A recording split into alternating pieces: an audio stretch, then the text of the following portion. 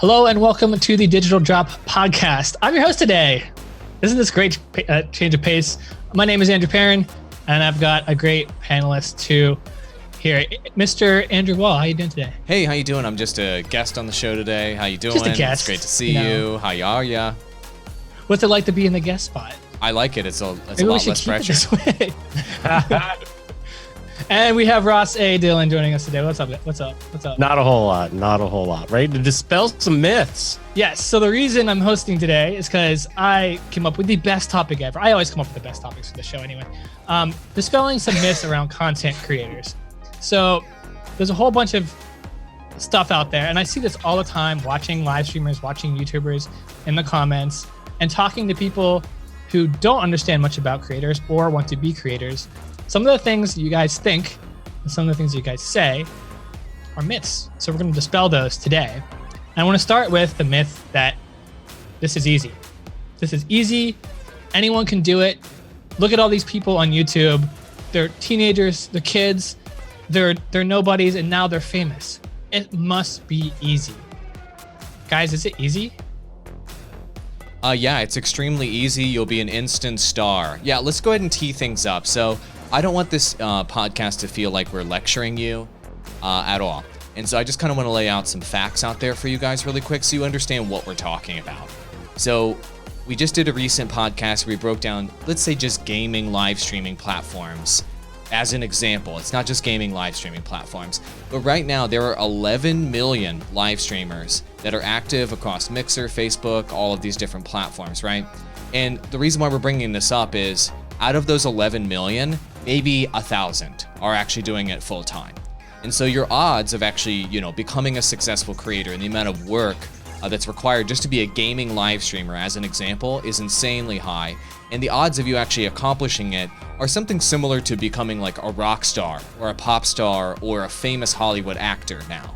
And so today, we don't want to lecture you, we don't want to crush your dreams, but we want to kind of set realistic expectations and kind of give you an idea of what to actually expect and maybe how you could leverage this whole creator thing to your advantage without only looking at how do I become one of these 1,000 out of 11 million that actually make it. So that's the facts, guys. I just kind of wanted to put that out there right as we start. Ross, is it easy though, for real? Like, has it been easy for you?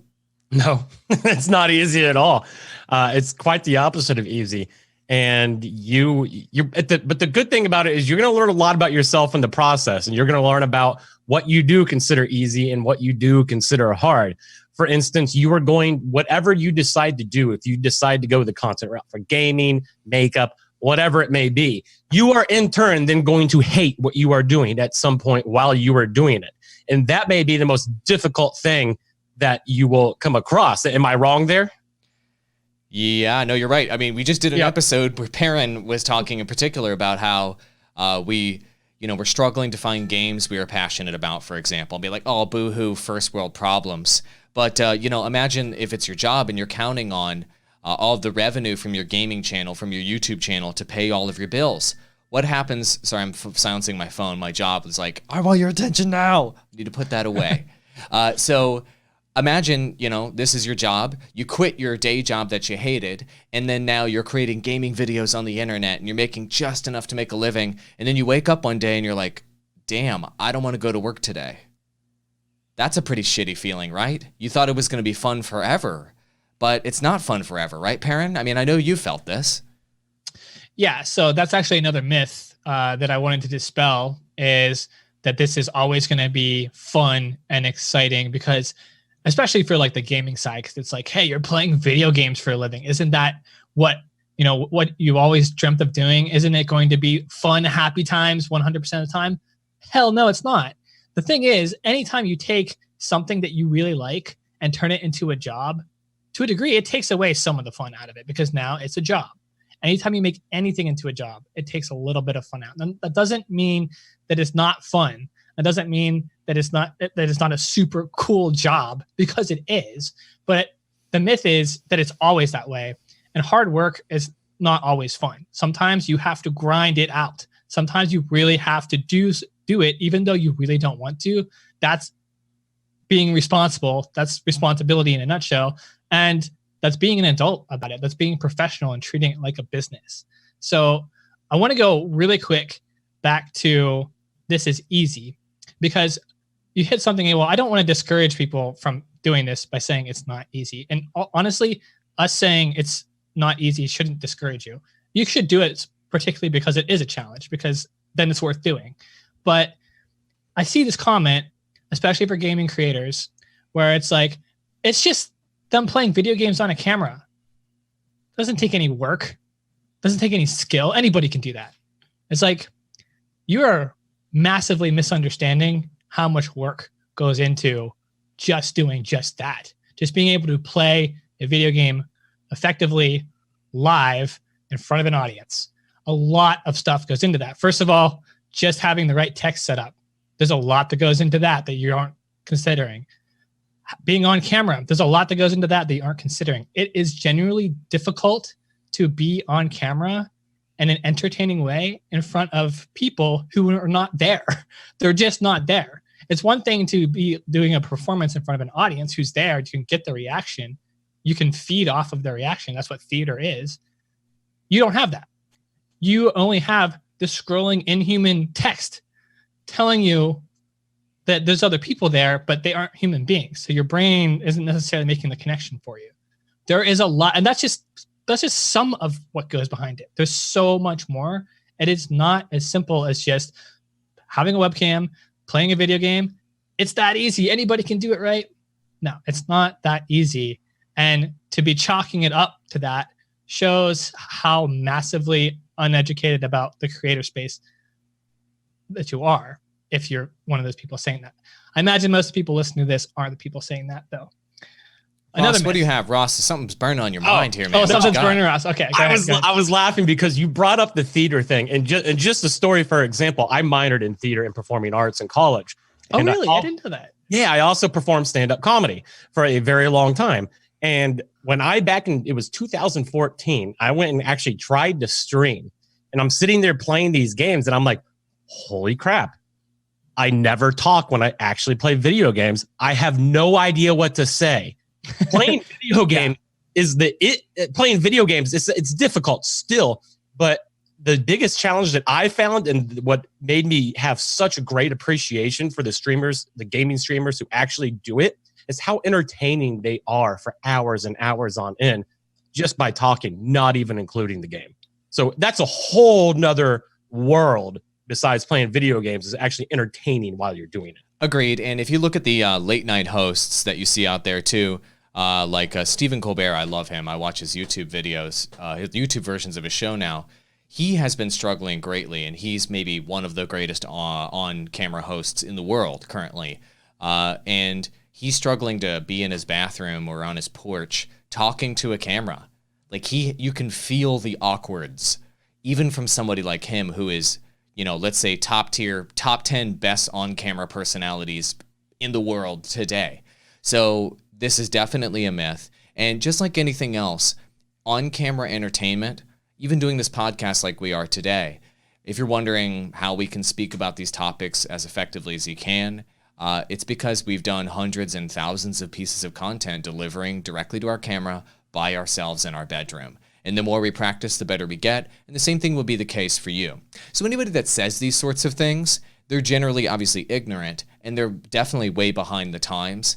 And these are the sorts of people that are going to kind of wake up in about 5 years or 10 years and realize that they have become irrelevant in society on multiple levels. And they can either decide to be disgruntled about that, or they can decide to get the skills that they need to broadcast on the internet, to engage on social media, and to put themselves out there, or they're going to fall into obscurity and they're going to fall lower and lower on the income bracket. That's just the reality. If you don't keep up with technology and the times, you fall behind. And that's precisely what creators are doing, is staying on the cutting edge of technology. But that's not the only myth, right? That it's easy. I mean, that one's easy to dispel for us, right? But there's other misconceptions too, right, Perrin? So I think, and I'm going to ad-lib here for a second because I didn't have this one written down, but I've got more. This is a little bit of piggybacking off of it's easy, but I think it's the successful part of the vision of what it looks like. The success looks different. I think the myth is the success is a better success because it's easier.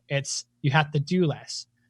But then let's say comparatively to being like a Hollywood, famous actor or actress, comparatively it's better because you're not maybe in the public spotlight as much, and you don't have to do as much, and you can make just as much money. I don't think that's true. I actually think it's harder to be a celebrity content creator, like a successful content creator, than it would be to be a celebrity Hollywood actor or actress. Because as a content creator, you have all these different expectations that someone famous for movies maybe doesn't have. One being you're expected to be engaged, like you're expected to be everywhere and to be actually engaged, like to actually care and engage with your audience. Like if Joe Schmo wants to talk to you on Twitter, he expects that you're going to want to talk back. He expects that if he DMs you on Twitter, that you will say something to him. That is his expectation. I don't think we had that expectation of celebrities. I don't expect that Matt Damon is going to DM me back on Twitter. I really don't. Like, he's probably got better shit to do than talk to me on Twitter. I'll get but to help you out. A creator, I kind of have a bigger expectation. Like, hey, you're a creator. You're supposed to be engaged. That's like your shtick.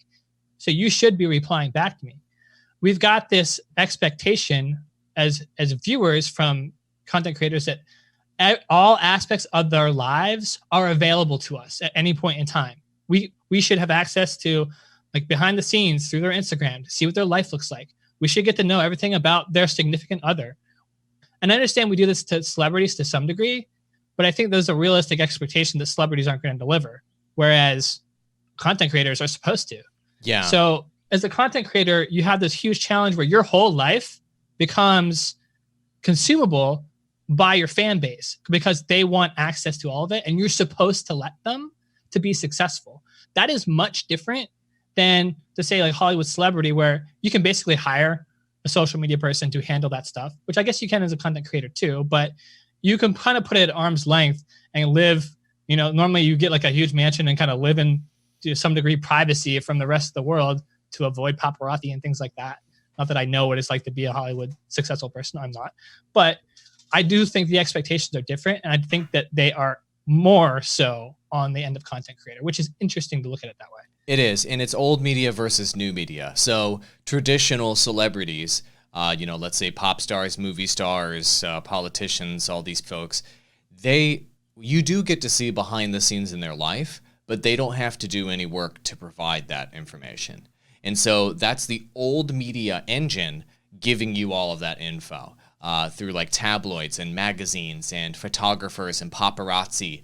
Giving you that behind the scenes. All of this stuff we're doing on social media today already existed, but there's an entire industry of professionals that will extract that information and that content from celebrities with no input from the celebrities. Whereas a content creator, you have to be the media publishing company. You have to be the photographer. You have to be the publisher. You have to be the one to produce all that content about your life, and then you have to get it out there, which basically increases the work for you exponentially. And one thing I've seen some creators I coach struggle with, like Dar Sizzle Offshore, for example, is one. Like, they spend hour time blocks every single day as their job. This hour, it's Twitter replies. This hour, it's Facebook replies. This hour, it's YouTube comments. Oh, and on top of that, they're out filming out on the water 6 to 8 hours a day. They're editing 3 hours per day. Then they've got to handle their administration and their business. Then they have to go through all of their emails. Then they actually have to take care of their family. And then she has to spend time with their husband. Like, how much time are you working every day? 14 to 16 hours to accomplish all of that. That's what a full-time creator looks like, boys.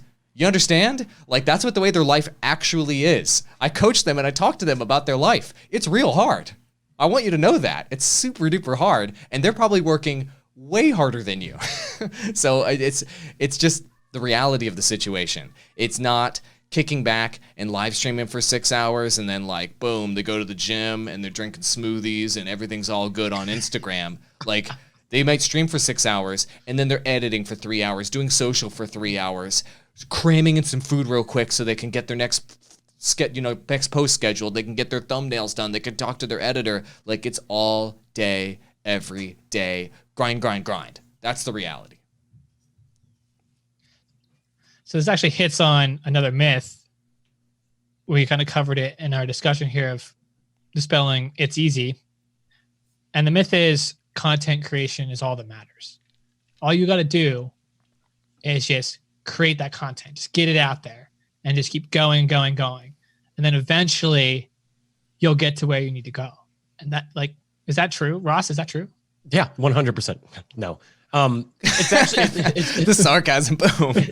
It's so far from the truth, because now I think there's an argument to be said. Well, I don't even think there's an argument that doing the content is the most important part, because without it, you don't have to do anything else. If you don't have it, then you're not having to go to social media and do that. You're not having to go onto YouTube and reply to comments. You're not having to edit. So the content is obviously the most important part.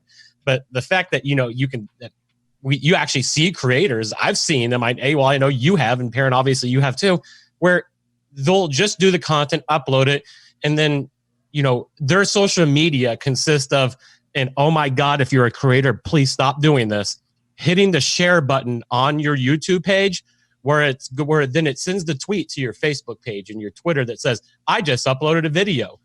That's not doing social media. That's doing crap work.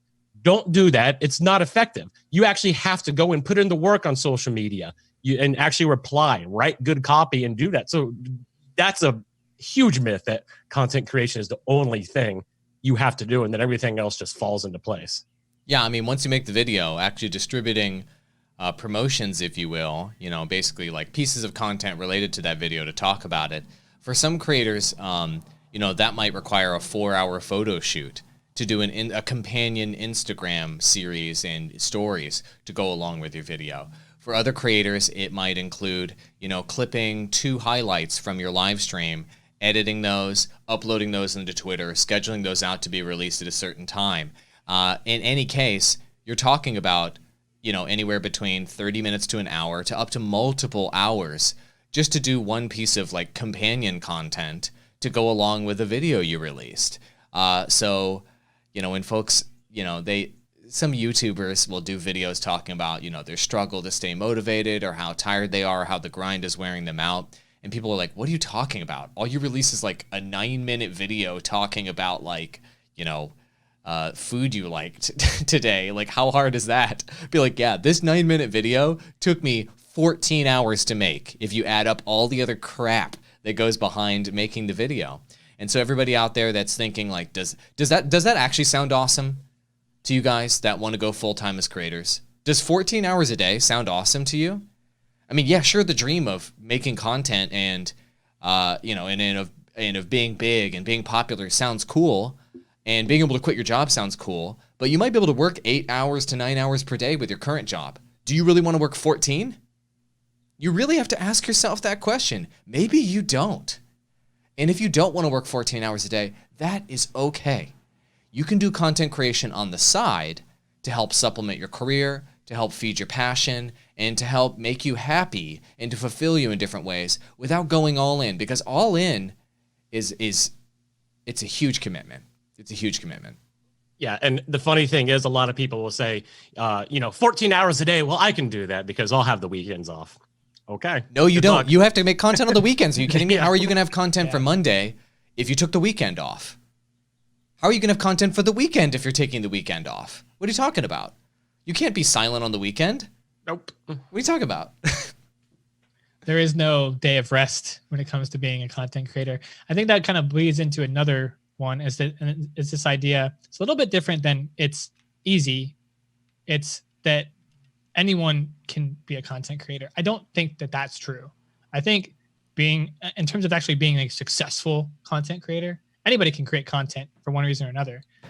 But to be successful at it, it takes a certain kind of person, and it takes a certain kind of ambition, and it takes a certain kind of relentless drive to get there. And not everyone's going to have that. And that's okay. We have time for maybe one more here. I would say the last one I want to cover that I've written down here is once you start being a creator, you're going to blow up. You're going to blow up quickly. It's going to happen for you. You're going to get these big opportunities. You're going to watch your numbers skyrocket, and you can be huge in a relatively short amount of time. Yeah, I mean, I think that's true. I think that. Yeah, I mean, if you look at it, that's the same as thinking, I'm gonna be a rock star, and then you write 2 songs, and then you put them on SoundCloud, and you're like, all right, did it happen? Like, no, it didn't happen. And you know what? Your first 2 songs, your first 10 songs, your first 20 songs probably suck. And the same thing is the case with your videos and your live streams and your podcast and your articles and all the content you're making right now. The first handful, the first couple dozen you make probably are just terrible, horrible garbage. And so you need to get the garbage content out of the way. You need to practice your craft, and you need to realize that you need to kind of skill up to a point where you can start to grow. And then at that point, you still need to continue to skill up to, for years until you can master your craft. And then at about the 3 to 5 year timeline, then you can start to truly grow as a creator. That's the way it looks for most creators. Most creators struggle for the first 2 years. Not days, not months, not quarters. 2 years they struggle on average, in my experience. You ready for 2 years of struggle? Go for it. Try to be a content creator. All right, we got to get on with our jobs. So we have clients to service here, and it's at the top of the hour. So don't let this episode discourage you. I know we've talked about the challenges in terms of by dispelling myths. This can be challenging, but it's worth doing. So if you're out there paving a road in this content creator journey, don't be discouraged. Be motivated. Keep doing this thing because it is hard, because it will challenge you. If you guys like this, we're here live every weekday, 9 a.m. Eastern time on Digital Drop Pod Twitter. If you guys send us a video or a question that you have about being a content creator on Twitter at Digital Drop Pod, we will put it on this show and talk to you, and you will get to have your face out there amongst our fans. We are also on every podcasting platform. Go to Apple Music specifically. We could use some ratings there, so give us some thumbs up. Thanks, guys. Anything else you guys want to say before we head off for today? 5-star ratings. We need them all. 5 stars, 5 stars. If you're going to give us a rating less than 5 stars, then don't give us a rating at all. Apple Podcasts, 5-star rating. Thank you. And before we get like 10 1-star ratings, thanks, AWOL. No. No, thanks for all your support, guys. If you want to listen to it instead of watching it on Twitter, there's plenty of other platforms. We're also on YouTube, so look for the VOD later today. I think it will go up. We'll see you guys on Monday. Have a great weekend. So long. Adios.